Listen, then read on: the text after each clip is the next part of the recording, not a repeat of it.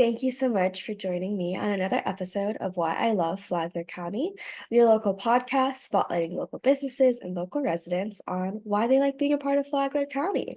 So today I'm super excited. This is actually the third time I've done two people on the podcast together, so I'm really excited. It's really fun this way. But they're with the Ocean Learning Center, and I was able to meet Heidi, and I got to know her a little bit. And her husband at Ocean Learning Center. We met at one of the first Fridays a little while ago. So Heidi, I'll kind of let you guys explain a little bit about what Ocean Learning Center is in a minute. But why don't we just kind of start simple and tell me a little bit about coming to Palm Coast, coming to Flagler, and kind of that journey for you guys. Oh my goodness. Yeah, we have quite a journey. Yes. It starts with Jason. Actually, he was in the Coast Guard for I was in the 20 Coast years. Guard for 20 years in the Coast Guard as a rescue swimmer for the Coast Guard. I retired from the Coast Guard in 2013 and we came to Daytona Beach for the family business. Yeah. We made arcade games with the family business. Oh, That took a turn in 2015 when I started doing rescue work again, from the Arctic Circle to South America. And in during that time, Heidi's been teaching, and that was what brought us here. Right. mhm. Love the ocean. I always love the ocean. Yeah. Yeah. It's so beautiful and so much to do over here. We live in Flagler Beach. Our stomping ground is Flagler Beach and Palm Coast. Ever since we were in Ormond Beach for a while, and our stomping ground in Ormond Beach was Flagler Beach. And then now we find that we were just Flagler Beach and Palm Coast. Sometimes these are our stomping grounds now. Yeah. Yeah, like I told you this morning, me and my dad went down to Flagler Beach. And I think it's really special how many people really do like Flagler Beach, even if you're a little bit north or a little bit south. I think right now it's still that perfect, like quiet. You can go there, you don't have to worry about parking. There are so many amazing restaurants and things to do around Flagler Beach, and the waves are just always beautiful. Yeah, we are motorcycle riders and we Oh, love our Saturday really? rides. And our ride is usually, the loop, or if it's a short little ride, we'll go down to the beach. We love riding our bikes Yes. throughout the whole A1A, going down to New Smyrna. We go all the way to St. Augustine. Mm-hmm. Yeah, we'll find different rides, and we'll go the other way too. We'll go towards the west and ride that way. We have family in Hernando County. So Okay. we'll go that way. But yeah, we love to ride. And today's a great riding day. It is. It's so bright, like you can tell because it's like shining on like half of my face. But it's kind of a good problem to have because it's been a little dreary recently. The Right? weather's been a little rainy. Yeah. So I'm not gonna complain about some sun that we've gotten recently. So I'd love for you guys to talk a little bit about Ocean Learning Center. So Heidi, you've been a teacher. So what really inspired this? Because Ocean Learning Center is not, I don't know if I would say like maybe a typical school. It's a little bit different. So I'd Yeah. love for you to share what inspired you guys to open it and what is the difference for people who aren't aware yet. Well, it's a pretty long journey. While Jason doing his thing with rescue swimming, being a hero out there, saving lives. My journey was being a full-time mom and a part-time. I was into fitness and I was into anything that I can put my hands on regarding educating physical fitness, water. I was a swim instructor, anything like that. It was part-time, but I loved it. And then as my daughters grew up and they got older, I was able to put my hands more into the field. And I eventually became a director. I was a director at the YMCA for a while. And I worked 18 years at the YMCA, just, from part-time all the way to full-time. And I enjoyed it. And most of all, I was an educator, educating teenagers how to exercise, how to swim. I was a mentor, a leader for our staff, and I enjoyed it. I loved it. So then, 2008, we moved. We had to go to North Carolina. It was a hard time, unemployment. It was hard to find jobs, and I knew that mainly when you move, when you work at the YMCA, you go from one Y to the other, you find a transfer. But Mm. at that time in 2008, everyone was holding on to their jobs. I already had a director position. So I ended up just thinking, well, what can I do? What field? I'm an educator. So I dabbled in education. We have a daughter with autism, and we've done a lot with learning about autism, finding out what works for our daughter. We were fully engaged with our teachers. We would go to teacher conferences. And so I thought, well, let me work with the special needs program in the school system. And our director there was awesome. She just let me kind of go into it slowly. And we realized we can do it. I can do it, because the question was working with our daughter, being a full-time mom still, because Jason is gone most of the time. And it worked. And I started to love education, and I saw the inside of it. And Jason and I would walk around over in North Carolina. We lived in Elizabeth City, and we would walk the little downtown city, little beautiful city, and we would talk about, what do schools need? What are we looking at? And, we're talking about little micro schools. Even then in 2010, we were talking about micro schools and how we probably need to, how do we change a system? And we were developing it then. And so while we were developing it, I was developing my professional track. And I knew I had to go through the experiences. I went to school, finished, for education, and eventually got my master's degree. But meanwhile, I was placing myself in positions that I could learn and grow. Mm. And eventually, I worked as a director, at a troubled youth school. I would say that is the most the experience that I learned the most from. It was an amazing experience. I loved the kids there. It was wonderful. I needed to during that time I needed to get my master's degree, so I knew that I was a director then, and I needed to move on. So I became an academic coach. And there I learned a lot. To be an academic coach, you really learn about everybody, and it's inspiring as well. Mhm. Then moved on to a director position. I wanted to learn more about what it's like to work in a private school. So I went from the public to private, and I worked as a director there, learning the ins and outs of how to handle a private school as a director. And then Jason and I said, let's do it. Let's do what let's make that micro school, that school where students are at their own pace. Our school students can come in if they need they need to work at a slower pace. They will work at a slower pace. We provide them with the guidance. We are at right now we're at 1 in 4. So we break ourselves up. Each of us have 4 students as our case, and we will sit down with these kids, help them learn. We also have our strengths and weaknesses. So my husband is great at math. I'm great at the writing. We're all good at writing, of course. We're all, great with that. But there takes a level, and so we divide and conquer.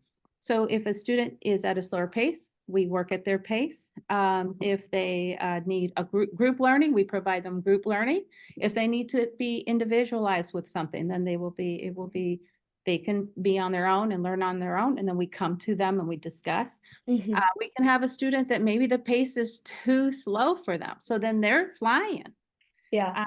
Yeah, so that's what we wanted to create. We also wanted to create a safe environment, a happy environment where it's just not just the education. We provide an environment where the students have what works. If it works, it works. If it doesn't, it doesn't. But students really, if they need to sit, we have a living area. We have like a living room, TV. They need to sit at the chair, comfortably and work there, then they can. If they want to go in a private, we have tutor rooms if they want to be in a quiet area. We do have a center learning area, but they can be wherever they want as long as it works. So we really provide those choices, Mhm. accommodations. If the students need accommodations, we pretty much provide all accommodations that the students would need for their academics. So we're really excited we're in our first year. We're Yeah. finishing the first Yeah. year. And we love our students. Our students, you know, it's amazing to come in every day and have build relationships with our students. Um, you know, every day is different. Every day is just we get to know our students even more. There's laughter, there's challenges, and there's silliness, but sometimes we're really serious. So it's a home away from home, really, is Yeah. what we feel. Yes, Yeah, that's so that was awesome. No, long. I think that makes a lot of sense, and especially when we're able to look back on our lives and look about the different things that really brought us to we think it's, "Oh, yeah, it was a very easy journey, point A to point B," but then we look back and that's never the case. It always stems from something, and then you go here, and then here, and then here. But you're able to learn all those things from all these different places, and then that's what leads us there, so I think that's all really relevant. Jason, how did you feel about, I feel like that was a little bit of a maybe career change for you. How has this past year been for you? Is there anything that you've learned with Ocean Learning Center that you didn't really realize you had to learn before? In the military, in the Coast Guard, I taught rescue swimmers. My job was to take men, women, and bring them to the point where they couldn't go any farther and have them push on. I've learned that it's very different approach, mostly teaching children, Mm, but they all still need guidance. They all need compassion. They all need someone to look up to, and they all need a friend. yeah. So it's though it's different, it's still very much the same. Mhm. It's really, I have heard so many parents say this is their first time their kid looks forward to going to school. They're excited to come to school Wow. from our students. Yeah. So it's different, but it's the same Yeah. because they still need the same things. Just I have to apply it differently as their Yeah. kid. And Right. I know a lot of kids, especially with the age range that you guys work with, they need that kind of like solid figure that they can rely on as well. Yes. Someone who they know will give them reliable advice or always just be there. That's the kind of peace of mind they need during these developmental stages. And so many things are always changing around them. So I'm sure that's also a lot of what you bring as well to the table. Oh, yeah, that Yes. consistency, the someone they can come to and go, my day was horrible. Well, what happened? Tell me about it. Hmm. A safe person to listen to them and let's let Yeah. them be are Yeah. That's with so awesome. them. Just let them be them. Yes. Yeah. Yeah. That's so great. Jason will, when they need it, he's like, hey, let's go work out. He bought some bands. They're doing bands now. Yeah. Yeah. They're pretty, uh, active and open with Jason, and it's a wonderful experience to see Mhm. it happen, and it's kind of we're watching our vision come to fruition. It just Yeah. it's beautiful. Oh, that's We're so excited. yeah, I really love that. I mean, I was homeschooled, so I was very, I was kind of in that. And also I went through a lot of homeschooling groups with other people. And it's a little bit different, obviously, but it was a smaller environment, and that was really the point, is it was a lot more controlled, so I was able to build lifelong friendships with either the families or the kids. I know my mom still talks to a lot of people that we did that with back then when I was a kid. And it was super helpful to have that environment of a place where I felt safe all the time. And I know that I look back and I'm like, there are so many things that messed up on all the time, and I was just so embarrassing as a kid. But I had so many great teachers who supported me during that time and was like, it's okay, like let's work through this together. Like, why is this happening? What can we do? And it's really priceless. It's really invaluable. So I really love what you're doing for these kids. I know you mentioned that you guys are in your first year. What are some ways that people can learn about new things coming up, and how they can maybe get in contact and learn a little bit more for maybe themselves or just other people they know? Oh, yes, we love to have, people come and see our school. Okay. We love to make appointments, to come on in so we can do an take the parents for a nice tour, and then we sit down, we can just talk about what they're looking for, what they're interested in, what they see the needs are for their child, what the, and see, we try to see if it's a good fit. We're on our third quarter this year. Our students have been successful. This has been a learning curve with a new online program. And so we're learning that along with the kids, because it is a new online learning program. But they're it's been wonderful. So now we're just excited for the next year to come around, and we have a lot more um, ideas for next year.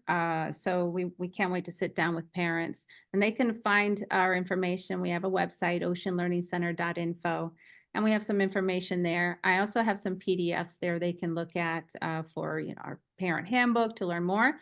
But the best way is for them to give me a call. Our number is on our website. Give me a call. Jason and I can sit down with them.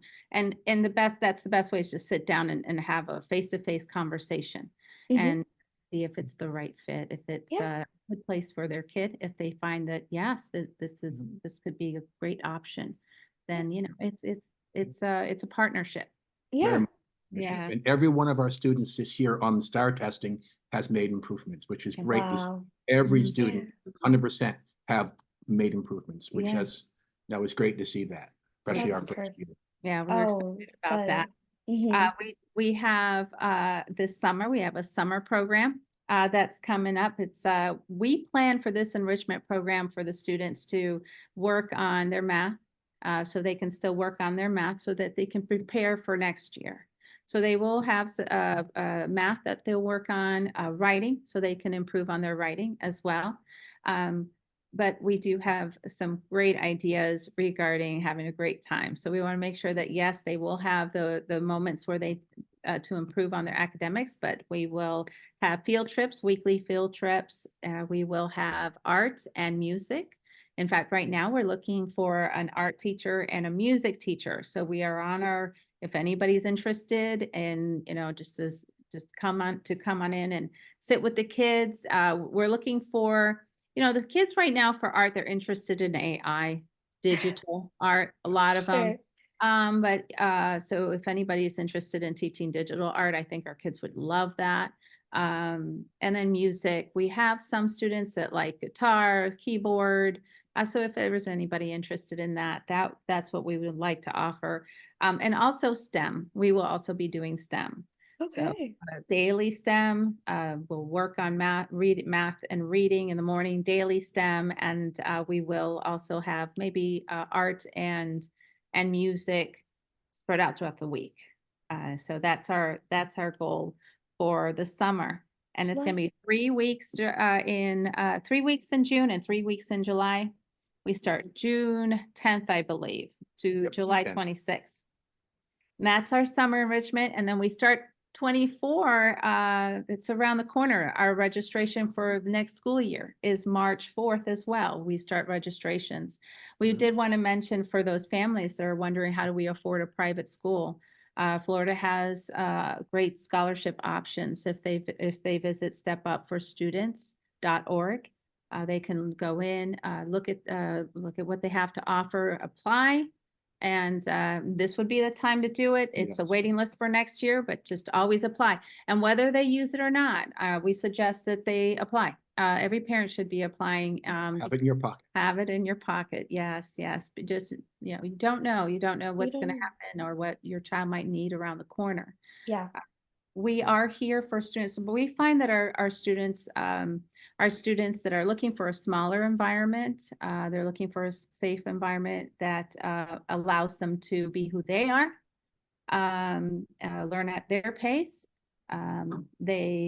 Students that perhaps need a little bit more attention, one-on-one Sure. attention with their schoolwork, or like I said, a student that finds as though they need to work faster at a faster pace. They're more interested in let's go, let's move on. Yeah. We meet that.